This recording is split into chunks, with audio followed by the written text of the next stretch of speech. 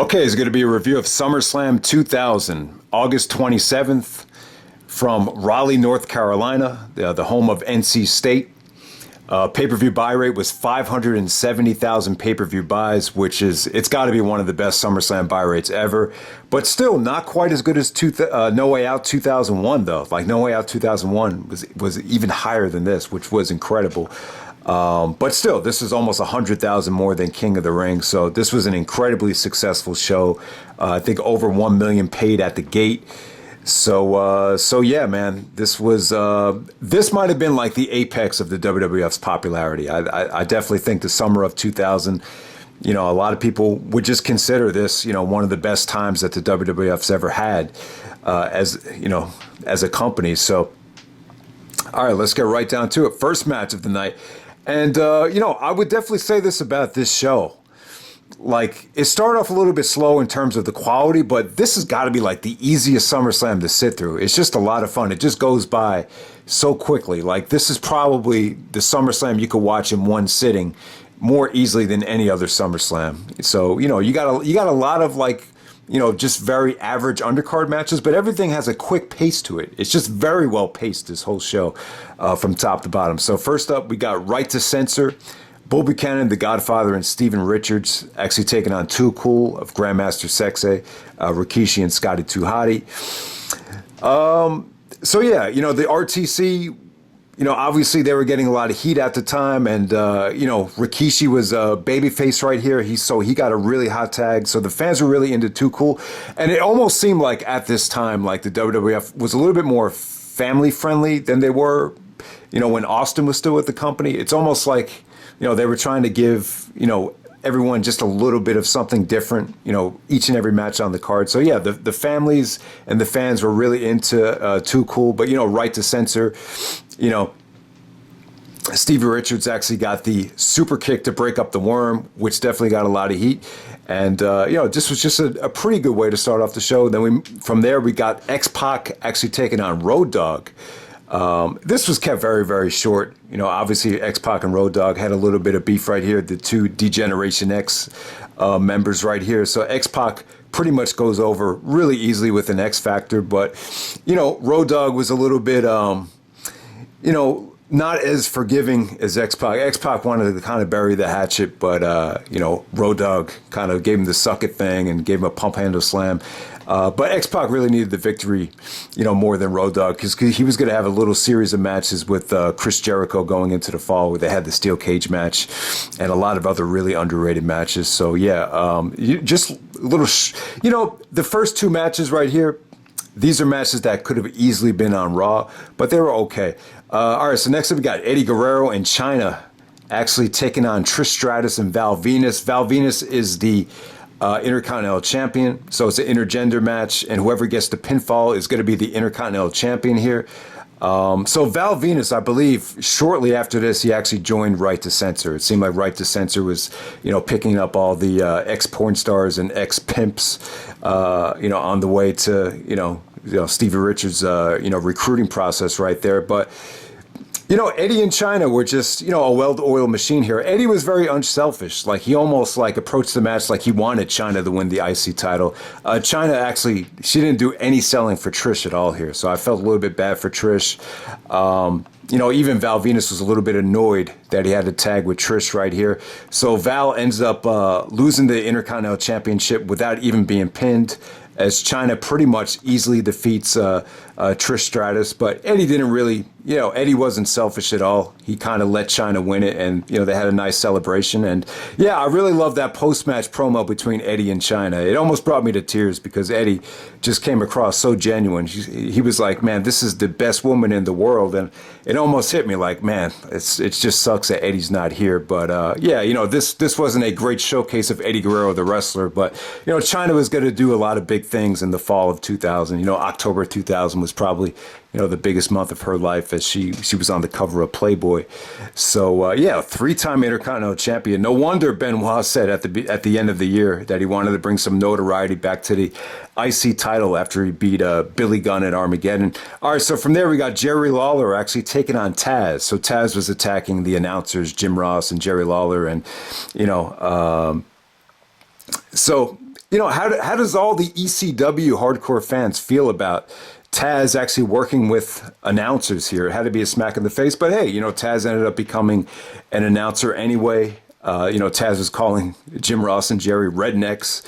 And Tazz really got a lot of, he really came across hated here. He was pretty douchey, doing a lot of the things that he did. But, after Tazz put him into Tazz mission, put Jerry Lawler into Tazz mission, referee was down, and Jim Ross basically takes a jar of Skittles, looked like a jar of jelly beans or whatever, and kind of cracks, kind of an eye for an eye, where he hits it over Tazz's eye. So Jerry Lawler goes over Tazz. But yeah, I wasn't a big fan of this whole, Tazz, feuding with the announce team right there.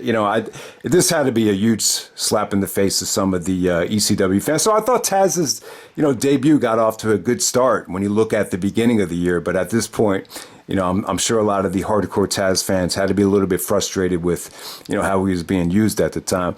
All right, next up, you got Steve Blackman actually taking on Shane McMahon. This is a hardcore match for the WWF Hardcore Championship. This was great stuff. I thought this was a lot of fun.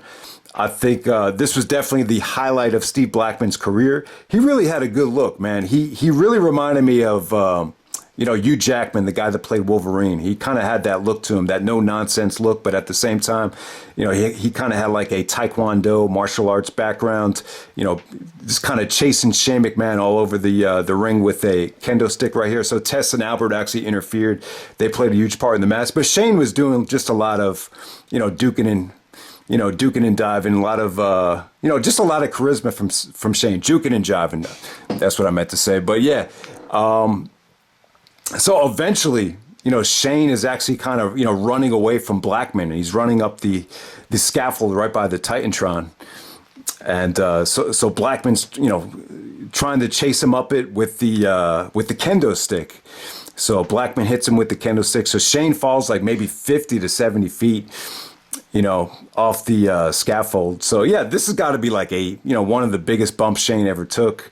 Got a holy shit chant. It was pretty crazy. And then, it kind of took the attention away from the love triangle, and Stephanie was kind of just worried about Shane the whole show. And then Angle was acting like he was worried about Shane, but he really wasn't. He was just trying to get with Steph. So you had that whole thing going on. But and then Steve Blackman actually does a senton splash, like a double leg drop off the scaffold to Shane McMahon to win the hardcore title. So yeah, really entertaining match.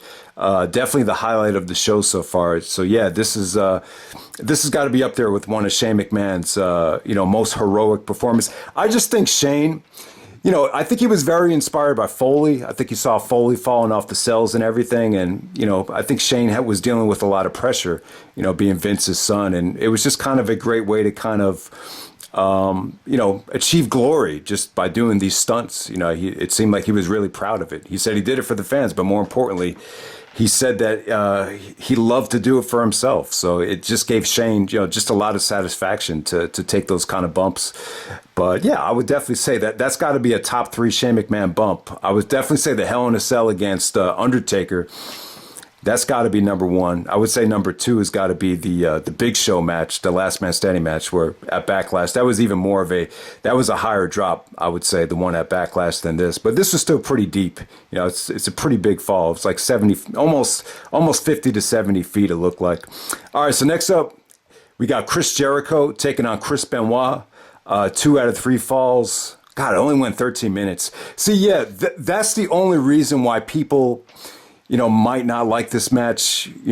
I have a feeling like a lot of people that are huge Benoit and Jericho fans, you'll probably prefer the Backlash match of 2000 over this one. But personally for me, this is the best work I think Benoit and Jericho did in the year, just the year 2000. I thought it was great stuff. So, if it wasn't a 2 out of 3 falls match, I don't think Jericho would have tapped as quickly as he did. So I think there is more of a story here in terms of why Jericho tapped so quickly. If it was just a straight up match, he wouldn't have tapped that quickly. But yeah, the build up here was a lot of fun. It was almost comedic from Jericho's side. He had that whole promo where he was like, "I will beat Chris Benoit on a boat. I'll beat Chris Benoit with a goat. I'll beat him when the score is tied. I'll beat him as a blushing bride. And then they had this Titantron with, Benoit's face kind of, photoshopped in. And eventually they had him on a horse, which is like a jackass. So you had Benoit's face on the jackass. And I will beat Chris Benoit for the total jackass that he is. So that was a huge money promo by Jericho. And then Benoit kind of comes out and just starts clapping. So Benoit took it serious. He took it really a lot more serious than Jericho in terms of the build-up. But yeah, Benoit approached this thing ruthlessly. He made him tap out with the crossface, like within the first couple of minutes. Then he went right to work on the shoulder, tried to make him tap out again. And Jericho did a beautiful job just selling the shoulder, even on the Hurricane Rana. And beautiful reversal of Jericho to the German suplex into the walls of Jericho. I thought that came off great. And so you just had, great back and forth stuff. There was some beautiful bridges from Jericho out of some of the pinning predicaments, and there was just some really nice counters to some of the backslides, and ultimately they're basically doing Irish whip. They're in the middle of like an Irish whip, and then Jericho hits Benoit with this beautiful cradle out of nowhere. Benoit counters it and grabs the rope as he gets the pinfall. This has got to be one of the most flawlessly executed, heel grabbing a rope and the referee not seeing it to get the pinfall I've ever seen. Really awesome finish. Awesome stuff. Yeah, the match is a little bit too short for a 2 out of 3 falls match. A Ring of Honor, like Eddie Edwards, Roderick Strong, they went like 45 minutes, that Ringmaster's Challenge. But, it was good stuff, man. And, Jericho had to tap right away. It just made more sense in terms of the the storyline right here. So yeah, the 2 out of 3 falls match, for my personal taste, I think this is the best Benoit Jericho match of 2000. But I think I could see more people liking the Backlash match better because it was just one fall and the match was actually a lot longer than this. So yeah. So from there we got Edge and Christian actually taking on the Dudleys, taking on the Hardys. Tables, ladders, and chairs match for the WWF Tag Team Championship. Yeah, 18 minutes and 38 seconds. Wow, this went longer than I thought it did. I would say this about the TLC matches, this particular TLC match. So this is actually TLC 1. WrestleMania 2000, that was the Triangle Ladder match. So this is the first official TLC match. I would definitely say this. I think this has the most replay value out of all the TLC matches. I think it's a little bit tighter. I think it's just easier to watch than the Triangle Ladder match. The Triangle Ladder match had a little bit more lag to it. It was just a little bit more spaced out. This just hits you with one spot after another. It's like bang, bang, bang. It just came out great. So, the whole story of this match was that Edge and Christian were being chicken shit heels, doing anything they could to kind of get out of matches. And, the Hardys and Dudleys were sick of it. And, the chemistry between Edge and Christian and Foley was just great. So Foley had this great promo where, he pissed Edge and Christian off saying it's going to be a tables, ladders, and chairs match. And I forget where Foley got that, just the way he was saying tables, ladders, and chairs. Oh, my. That might have been from Wizard of Oz. It's like lions, tigers, and bears. Oh my. I can't even remember where it's from, but Foley must have got it from somewhere. So it was just really well done. Foley, adding the stipulation to the match. And, what really stood out about this one is the heat that Edge and Christian got. Edge and Christian got so much heat. They're in the Hardys' hometown or home state of North Carolina. So obviously they're pulling for them. Lita came out, tried to help them. Lita actually gets speared by Edge, like right by the ladder. So she actually tries to screw, the guy that she would actually, cheat on. She cheated on Matt Hardy with, Edge. So it was kind of funny to see, Lita and Edge, the stuff between them in this match because she almost really got hurt there. But yeah, I mean, just the action here was just incredible. The double leg drops from the Hardys came off great. Bubba doing the atomic drop off the top of the ladder. Just the chair shots were just vicious, but just brutal, man. It just felt like a video game. I mean, the crowd was awesome too. Like they almost were reacting like, God, I can't believe what we're seeing. For that time, this match was just so well received. I think it won Match of the Year in WWF Magazine. It won Match of the Year in PWI Magazine. I think SummerSlam, the pay-per-view as a whole, ended up being, pay-per-view of the year, from the publications. It does seem like more of the YouTube smart marks would consider Backlash the better show from top to bottom. But, at the time, within the mainstream audience, it seemed like SummerSlam ended up being the most well-received show of the year. And, pretty much mostly had to do with this TLC match right here. And, the heat that Edge and Christian got when they knocked, I think it was Devon and Jeff Hardy off the ladder with another ladder. Like the fans were like booing like crazy. And the thing about this match is you saw Bubba take that table spot, and you saw like Christian and Devon hanging from the belts.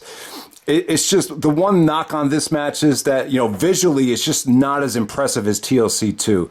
You had Edge spearing Jeff, from the belt at TLC 2. So, you remember that. And the Bubba and Matt spot at TLC 2, it just came off a lot better. It just seemed like TLC 2 just had more memorable spots. And obviously you had all the interference with, Spike, Lita, and Rhino. And, but yeah, this was incredible. I would definitely say this has the most replay value, I think, out of all the TLC matches. And it's just funny how Edge and Christian won, the first three, the Triangle, TLC 1, and TLC 2. So, yeah, the match definitely holds up for me. If you thought this was the match of the year for 2000, I mean, how could you disagree with that? So, yeah, great stuff. It's amazing how well it holds up. So, yeah, if you haven't seen it yet, definitely check it out. All right, so next up, you got the Cat taking on Terri. This is a Thong Stinkface match. So I guess the thing was, like, people got so sick of seeing Rikishi do the stink face that, let's see two really hot girls with beautiful asses do it. And that's pretty much what it was. I just hope Bret Hart never saw this match. But, I hate to see what Meltzer rated this. But, the match was just a lot of fun for what it was. And, not to be taken too seriously. So then we move on from there. Next up, we got Kane taking on The Undertaker. The match ended up being a no contest. The bell didn't even ring. Taker was just, it just ended up being more of a fight. Taker just really wanted to take Kane's mask off to send him a message. And, they did some pretty nasty stuff with the steel steps. And, it, pretty much better than I remembered it. It was a good brawl, but, the bell never rang. Ended up being a no contest. When Taker did take off the mask, Kane had so much hair that had pretty much covered him up, and he just kind of ran to the back. So it wasn't like, the Kane unmasking in 2003, when Rob Van Dam was there, when he lost to Triple H. Nowhere near as dramatic as that. So Kane, it wasn't like, and it wasn't like anybody remembered, that Kane unmasked here.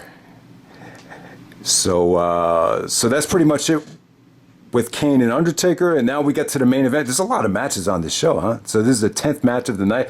We got The Rock actually taking on Triple H and Kurt Angle. So yeah, this is like the soap opera of all soap operas in WWF history. I mean, this video package here. And it's funny, like, this is an example of The Rock, who really didn't have anything to say in the video package, and he still ended up winning the match. Usually, like, if the guy's not involved that heavily in the storyline, he'll never win the match, but this is the exact opposite there. So I thought that was pretty funny. But yeah, this whole thing with Triple H and Kurt Angle fighting over Stephanie, this is like it's probably the biggest soap opera storyline that the WWF has ever done. So yeah, what you forget about this match is Triple H and Kurt, they actually won a number one contenders match. They double pinned Jericho in a triple threat match. So they were both named number one contender for SummerSlam. So you had to have Triple H in the main event. But how do we make it different? You have this Kurt Angle like love affair with Stephanie right here. So, and it started out with like Triple H and Steph just not being on the best of terms. Like Triple H was forced to tag with Trish. Trish didn't really know how to wrestle at the time, so Triple H was showing her like some of these holds. Wanted to show her how to counter like a leg sweep or whatever. And when Steph walked in on him, it looked like Triple H was about to bang Trish doggy style. And then Stephanie was great. She was just screaming at Hunter, just saying, "I can't believe you. I can't." Really good acting on Stephanie's part. So that added to the dissension right there. And then, Shane was really important here because he got Kurt and Triple H to team together, and then they were acting like brothers. But eventually, Triple H, Yeah, and Triple H kind of left Angle laying for dead, and then Angle got upset, and and then eventually this whole feud or this whole build up kind of ends with Stephanie getting knocked out, and Angle kind of going backstage and kissing Steph, right before the pay-per-view. And so you just had what it is, you just had so much like real life tension between Triple H and Angle that it just made for really, really compelling stuff. It really did. So the match actually starts off with Angle delivering a great promo. Says that I gave your wife the kind of passion by kissing her that you can never give, even if your life depended on it. It's true. It's damn true. Then Triple H comes out and just kind of takes Angle out. He's actually about to do a pedigree to him through the announce table, and the table gives right before Triple H does the pedigree. So Angle's face goes face first into the table. It didn't look good. There's nothing Triple H could have done. The table just gave. Obviously, they reinforced the tables a lot more, nowadays. But back then, it was just too much weight for it to handle. Then Angle got a concussion, had to go to the back. So the Rock didn't even come out yet. The fans are like chanting for the Rock to come out. Rock eventually comes out. So yeah, props to Rock and Triple H. They kind of just do a lot of improvising. They kind of go back to their house show magic.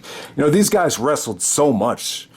In 1999, 2000. I'm sure it was like riding a bike. Just doing typical offense, and they were able to get away with it. They just did like basic shit, just Rock slapping Triple H countering it, doing a high knee, just simple improvising until they bought Angle time. Eventually they did this live segment with Stephanie just begging Kurt to come out and help Hunter. What will you do for me? And Angle's like, well, anything for you, Steph, anything for you. So yeah, like in terms of this match, it didn't really do a great job of showcasing Angle as a wrestler. I don't know if the concussion played it, that much of a part into it, but Angle really didn't get a chance to, show how great he was here. I mean, it really just featured, Stephanie out there and, Angle kind of doing a lot of breakups, and ultimately, Stephanie got punched by Triple H accidentally, and, you just had Kurt taking the sledgehammer and knocking Triple H down, and Rock taking advantage of it. So you had stuff like that. Just a lot of breakups. I think the triple threat here, it ended up being a lot of fun. It was good drama. Like if you saw this thing for the first time, it had to be just really, really fun to watch. There were some "Let's Go Angle" chants out there. I think a lot of people just wanted to see something different. It was like so many pay-per-views where you just got Rock and Triple H, going for the title. Like Angle just being out there just made it feel a lot more refreshing. And yeah, I mean, the music, even though Rock actually does win the match, he hits Triple H with the people's elbow. The match actually, they actually go off the air with Angle carrying out Steph and Angle's music playing. So, the main focus of the whole match ended up being, centered more around Angle than anybody. And, kind of an interesting side note here, Angle was only guaranteed to make $75,000 this whole year. And he ended up making $75,000 in this match. So that just shows you, you never know. Like if